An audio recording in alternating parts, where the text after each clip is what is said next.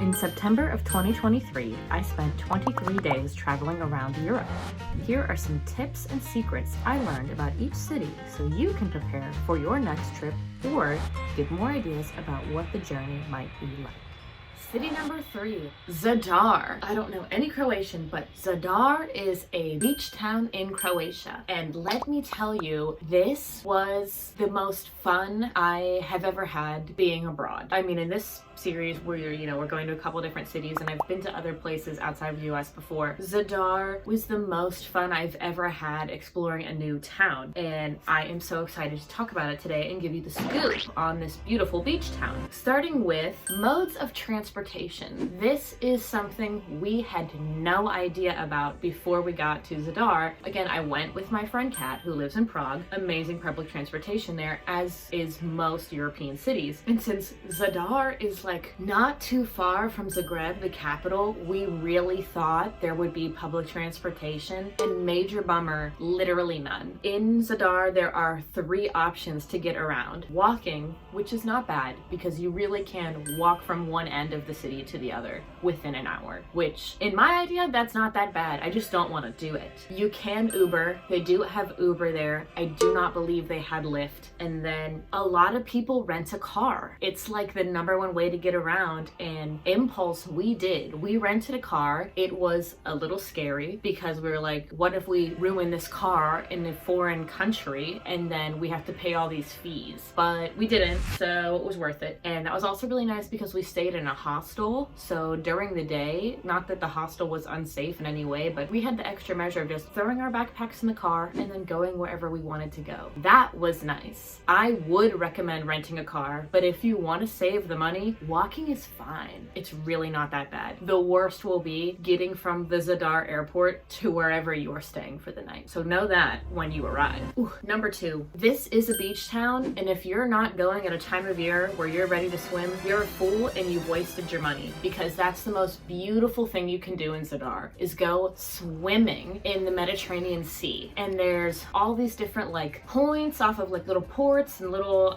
beaches. There'll be like areas where they say like these are safe cliffs to jump off of, and there'll just be like, I'd say large boulders in the sea, but I guess technically they count as cliffs, or maybe that's an English translation that just didn't go through, but those are for you to like jump off of into the sea. They also have this beautiful big diving area that we went to with friends from the hostel, and then everyone did that, and that was really cool. Swimming in the ocean, the sea, but the ocean, you're a fool if you don't do it. It's just beautiful. Everywhere you look is beautiful. The water is safe and clean and clear. Go when you can swim. Go when it's warm enough to swim. That is when you go to Zadar, period. Number 3, we've talked about English and language translations in all the other videos so far. Let's talk about it in Croatia. Really did not know what to expect. However, it seems that English, no matter what age you are, is taught hand in hand with Croatian and maybe even Hungarian. All of the license plates and websites were .hz or started with an HZ, so we're like, oh, is there like I don't know. I think Hungary has something to do with it, girl, okay? But English, everyone spoke English, and that was very easy to communicate and get around. So like, if you want an authentic European experience and you don't want to go into a big bustling city, but you don't speak any other languages, Zadar might be a really great place for you. Everybody's speaking English. That's great.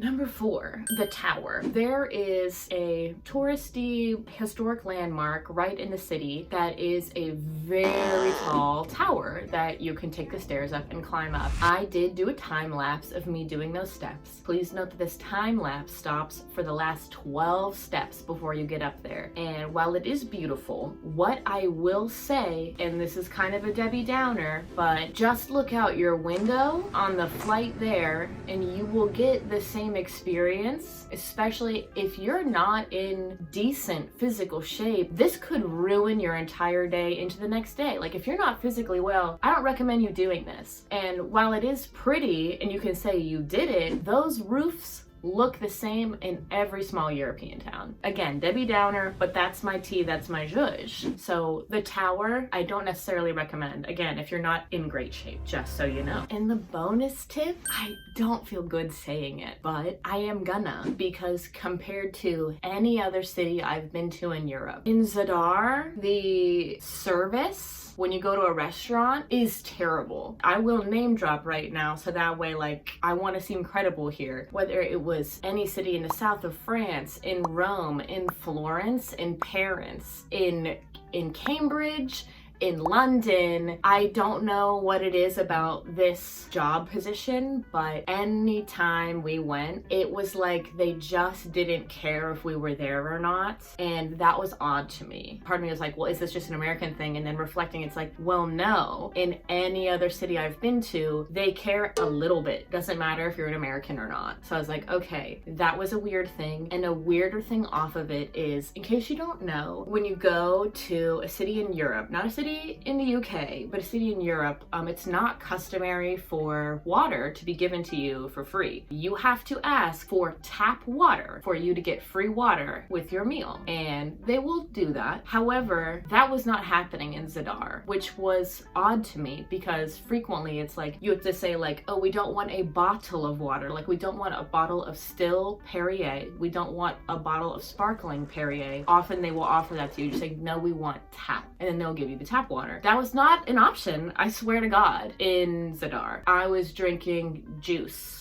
at every meal because I didn't want to pay 20 bucks for a bottle of Perrier. Like, I just didn't want to do it. So I feel like that should be more of a bonus tip, but a part of me is like, I feel bad saying it, so that's why it's the bonus tip for this episode. However, oh my God, Zadar. This is a city I highly recommend. It's very beautiful, and it's popular for young people because a bunch of the budget airlines fly directly to it. And that's exactly how we got there. We flew from Václav Havel Airport right to Zadar Airport, and we flew on Ryanair, which if you know, you know. But I think our tickets combined with seat selection round trip together was $100.